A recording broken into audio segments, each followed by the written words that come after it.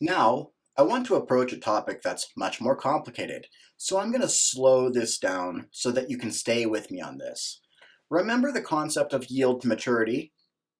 So let's say that a bond has a yield of 7.27%, and that yield changes to 7.28%. What is the difference? The difference is 0.01%.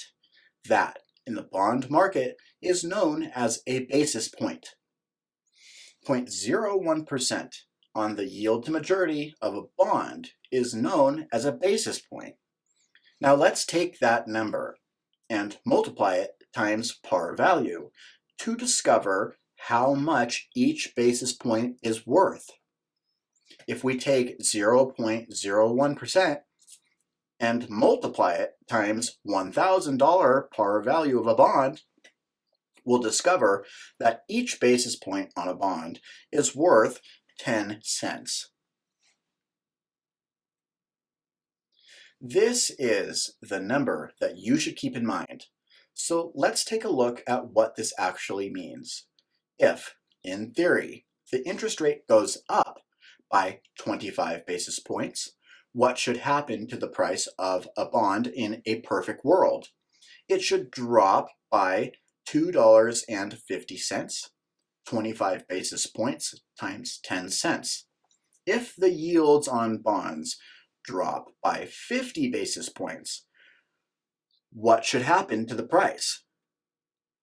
Because bond prices move opposite to changes in interest rates, that means that the bond should go up by $5, 50 basis points times 10 cents.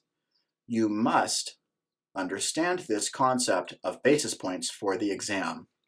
What does 100 basis points equal? It equals $10.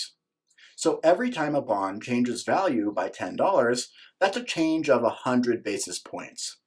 The relationships that I've spelled out for you have occurred in a perfect world, although, as we already know, bonds are influenced by other factors.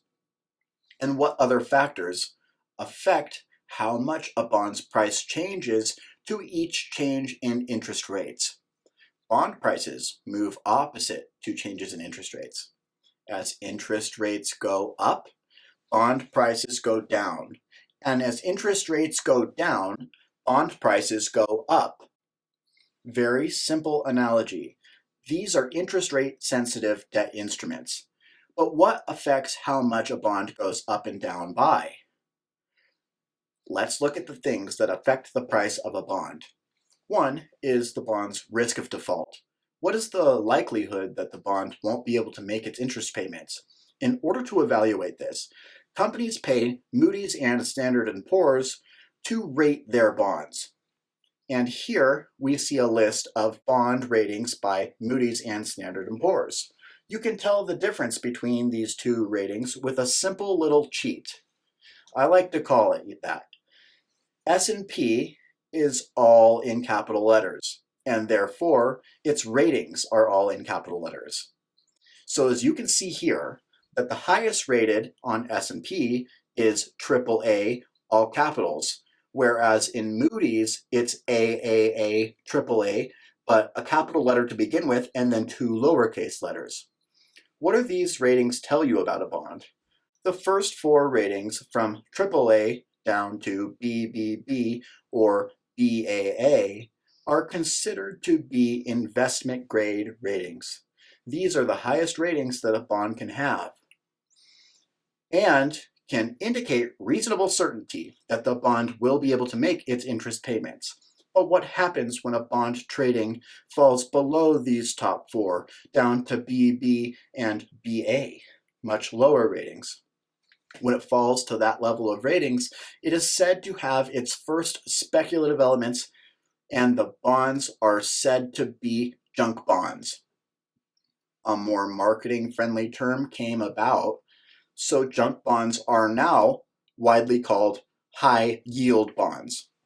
But remember that a bond has its first significant speculative elements when it's rated BB or BA. So which one will be more volatile? investment grade bonds or a high yield bond. A high yield bond is always more volatile because there's greater likelihood that the issuer may default on the bonds. Let's look at other things that affect the volatility on a bond. Which one is more likely to be more volatile, a long-term bond or a short-term bond? Long-term bonds are always more volatile. Why? Because your money is in the market much longer, and the company's situation can change over time, as can the economy. Which bond is more volatile? Low coupon bonds or high coupon bonds? Low coupon bonds are always more volatile. Why? Because as interest rates start to go up, people will start to sell off the low coupon bonds and buy the higher ones. If you have a higher coupon bond, you're going to hold on to it for longer because you're satisfied with the interest rate you're paying. So on the test, you're kind of looking for volatility long and low, So which will be more volatile? Discount bonds or premium bonds? Discount bonds will always be more volatile, and this is strictly a mathematical phenomenon. If a bond changes value by $20, is $20 the greater percentage of a bond whose price is below or above $1,000? It's a greater percentage of the bond that is below $1,000. Therefore, that bond is far more volatile. So what bonds are the most volatile bonds? Junk bonds, also known as high yield bonds, bonds with longer maturities, bonds with low coupon rates, and bonds that are trading at a discount would be the most volatile types of bonds. Now, let's look at the risks associated with investing in bonds. One is credit risk. This is also known as default risk. This is the risk that the company may default on its interest payments and the eventual payment of principal. This can be evaluated using the rating system provided by Moody's and Standard & Poor. Next is interest rate risk. This is also known as market risk. As interest rates go up, bond prices go down. And as interest rates go down, bond prices go up. So your portfolio could be adversely affected if interest rates go up high, driving your bond prices even lower. Next, you have inflation risk. This is the risk that inflation will kick in, hence what happened with COVID, and the money that you will get back in the future will lose its buying power. Next, you have legislative risk. This is a change in laws, and it specifically relates to municipal bonds. Remember that an interest on a municipal bond is exempt from federal taxes.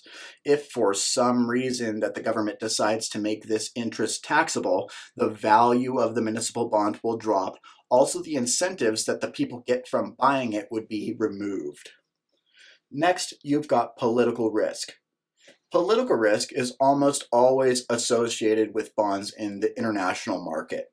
Let's say that you buy a bond in a specific foreign country, and suddenly there's a political revolution and all of that company's businesses are nationalized. Suddenly, your bonds will have no value. That's known as political risk. When you invest into the international markets, you're also subject to foreign exchange risk, especially if your bond pays interest in a foreign currency. If the value of that currency moves in the wrong direction, then the interest payments will be less valuable to you because they will exchange into fewer dollars. If it moves in the right direction, in your favor or upward, you will be able to use that to buy more dollars. That is known as foreign exchange risk.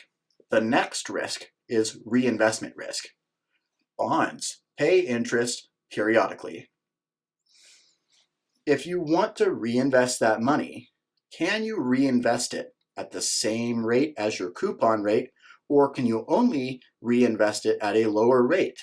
If you can only reinvest it at a lower rate, that is an example of reinvestment risk. Next is call risk. A bond has a call provision.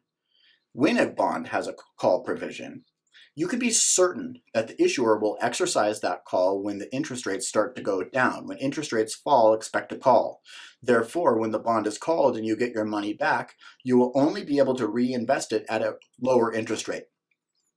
Next is liquidity risk. When you get ready to buy or sell a bond, there may be nobody in the market willing to trade with you.